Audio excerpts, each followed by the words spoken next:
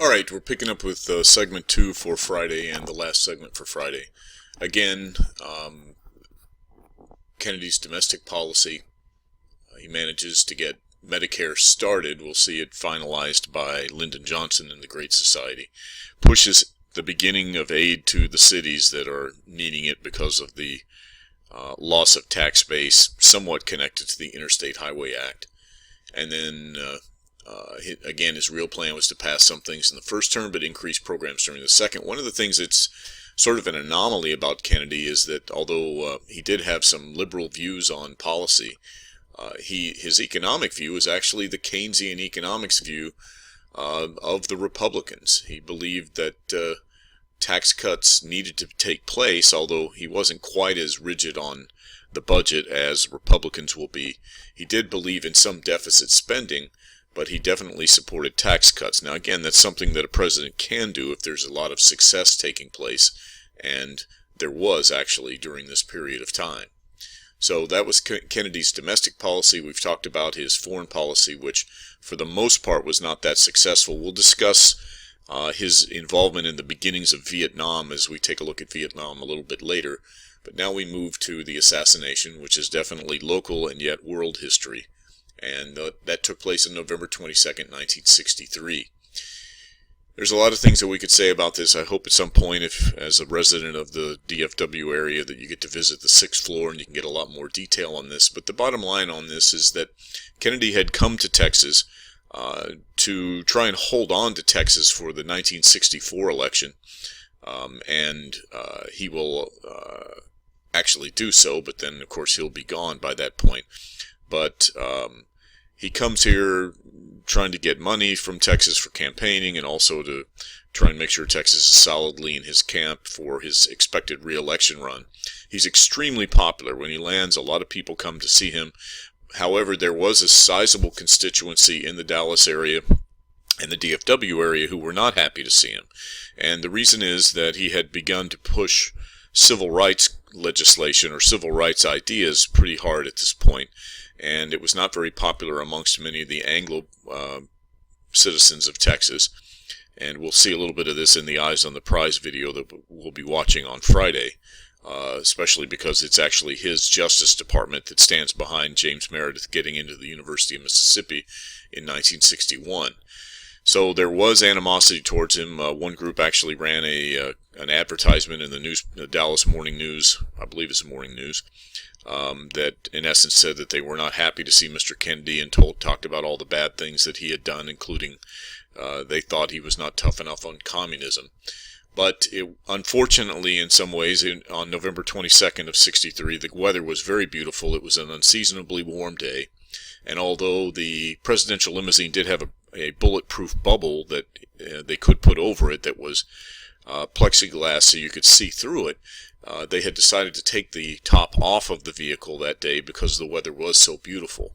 As a side note, this was the first trip by Jackie Kennedy out of the White House in over a month because actually she had suffered a miscarriage, although they didn't publicize it quite a bit.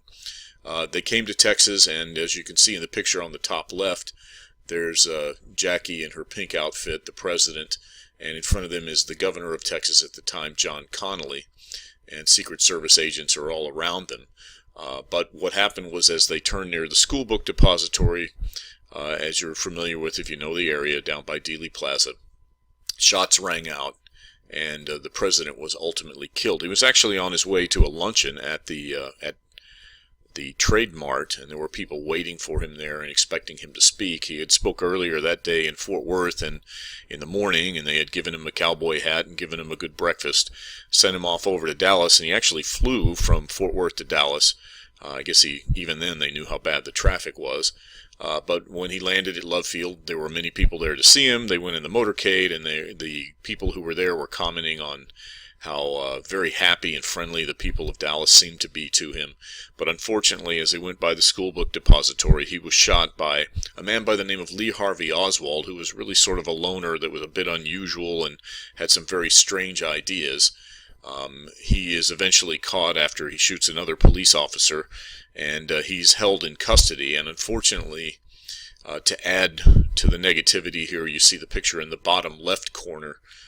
That's actually Oswald being killed the next 2 days later as they're transferring him from city custody to federal custody underneath the courthouse, or in a basement in the courthouse. They're about to put him in a car, and the man you see here in the hat is about to pull the trigger on the gun, or has pulled the trigger on the gun to shoot Lee Harvey Oswald. The man that shot him was a man by the name of Jack Ruby, who was a rather unusual character as well, who ran actually a strip joint in Dallas.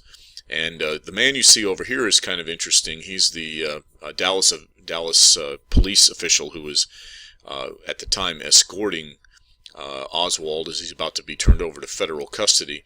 Miss Sanasuaso had the gentleman that you see there come and actually speak to her class. I believe it was last year or the year before. Unfortunately, he's passed away since then, but he discussed his feelings about the whole thing. Now, as far as the conspiracy theories, I'm going to tell you that there are a ton of them, and some of them are far-fetched, some of them have some possibility of being true. But for most people, including myself, there's a truth that we see as really the ultimate answer, and that is that, unfortunately, a man that was as important and popular as Kennedy was actually killed by somebody who was as really sort of useless and unknown as Lee Harvey Oswald. And I think the idea that somebody so important could be killed by somebody of such little importance is something that has driven quite a few of the conspiracy theories since then. The Warren Commission, that was chaired by the former Chief Justice of the Supreme Court, Earl Warren, that had all kinds of people on it who were very well respected, was put together by the federal government to look into the assassination, and their ultimate report was, although there was some weird stuff that went on around it, the truth is that as far as they were concerned, there was a single shooter, and that's who killed John F. Kennedy. As a result, in fact, the day of the assassination, Lyndon Johnson, who had been not in the motorcade but was part of the process that day, actually took the oath of office in an airplane on the tarmac of Love Field and became the next president of the United States. Now, Johnson was a man from Texas, and although he had never really been a great fan of Kennedy, in fact, the two men had fought it out for the nomination in 1960, he was the vice president. And when he took over, he will actually use Kennedy's legacy to get many of his programs passed. Lyndon Johnson is actually the man who could do a lot of the things that he did because he was a Southerner, and when he decided to push for civil rights and a white Southerner was pushing for civil rights, it made a difference. But the truth is, he used Kennedy's legacy to get many of the things, much of his civil rights legislation passed. In essence, saying, this man died trying to get this done, you will pass this legislation. This picture you see on the left is a very famous picture of LBJ's ability and technique when it came to convincing other people in Congress, where he was the president of the Senate and was in the Senate for over 40 years. And he had an ability to convince people to do things. This is him sort of leaning towards a shorter man. Johnson was actually very tall. And in fact, it was interesting because Johnson played up the Texas image that we're all familiar with of big and bold and brassy, having himself known as LBJ. His wife, who they called Lady Bird Johnson, was also LBJ. Linda Bird Johnson was his daughter, and so forth. Everything had LBJ on it. His shirts had LBJ monogrammed on it. He drove a big Cadillac with big longhorns on it. Always wore a cowboy hat, and he was rather brusque with the media, who at first didn't really know how to deal with him. Later, they'll actually make fun of him to some extent. But he definitely played up the big Texas image. But the truth is that on domestic policy, there's no question that President Johnson had a huge impact on many changes of the 60s that came from the 60s. So he will begin what he calls the Great Society. And he argues that a nation as prosperous as ours was in the 1960s should not have people in poverty, should not have people dying from lack of something, because we had everything we needed in abundance. So as an extension of the New Deal, he began to create programs that ultimately become known as the Great Society. From this idea, he started what he called his War on Poverty, and that is the general term he used for a lot of the programs that he was behind and are still around today. As we'll see, eventually the war on poverty takes a backseat or has a whole lot of difficulty in competing for funding and for attention with the war in Vietnam, which is the thing that ultimately pulled Johnson's presidency down and made him look very negative in the minds of many people. We'll start with one of Johnson's greatest domestic achievements, and that was the 1964 Civil Rights Act. This act expedited voting rights lawsuits, and they would be supported by the federal government. So if there was a thought that somebody, especially a minority, were being kept from voting, the federal government would put its weight behind it. All discrimination in public places was declared illegal. Desegregation, meaning forcing segregated school districts to allow integration, continued. Discrimination is banned in any way in government programs. And you can add to that the 1965 Voting Rights Act, which outlawed the literacy test, poll tax, grandfather clause, and so forth. Both were passed in Congress after extended filibusters by Southern Democratic senators, so it took a massive amount of political weight and will to get this done. Johnson threw his entire effort behind it because he believed in it, being a man who, although he was Anglo and he was from the South, was a man who had actually come from very meager means, being born outside of Austin, and actually attending what then was called Texas State Teachers College, which is now Texas State, or Southwest Texas Teachers College, which is now Texas State, and actually really kind of pulling himself up by his bootstraps, and having lived in a home as a child that had very little electricity and just barely had indoor plumbing. And so he had a view of the world that was really from the lower rungs of society, and so he was a very firm advocate for these bills, and he's pulled out all the stops, including arguing to these senators who were trying to block this legislation that Kennedy had died trying to pass this stuff, so you will vote for it. That leads us to the election of 1964, and this is Johnson's first attempt to be elected on his own accord.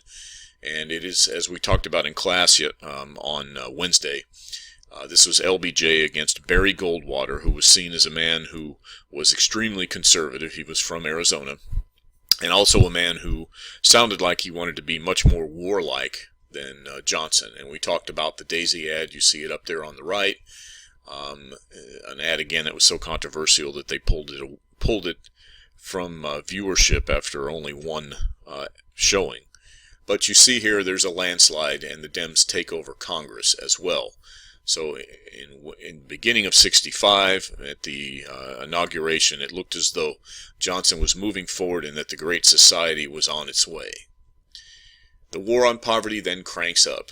24 major pieces of legislation will be passed by 68, including many that are still around today. Medicare, guaranteeing access to health insurance for Americans age 65 and older and younger people with disabilities. Medicaid, programs for families and individuals who have low income and resources to get medical care. Head Start, a program for low-income students to provide nourishment and preschool education, which was actually based on some very important psychological work, or work by psychologists that started with something called the Milwaukee Project, and those of you in AP Psych next year will talk about that. Many of you who do your service next year in a place where it's available will understand how Head Start works and what a successful program it's been. The National Endowment for the Arts was created. Corporation for Public Broadcasting, Department of Transportation as a cabinet position. The Clean Air and Clean Water Acts were passed. So quite a bit of the war on poverty and the Great Society were passed in Johnson's second, or his first elected term in office. Overall, the Great Society brought hope to those in poverty, opened doors to many who had them shut before. It didn't solve all the problems, and it created the giant bureaucracy we see today. So this is sort of the final capping on everything that began with the New Deal. And it leaves a legacy of many current programs and solidifies the idea that the government owes us a certain minimum basis of life. So this is where we'll pick up on Friday, and it will be, why did the protests occur in the 1960s? And you can see some of the details there, and we'll pick up with this at that time.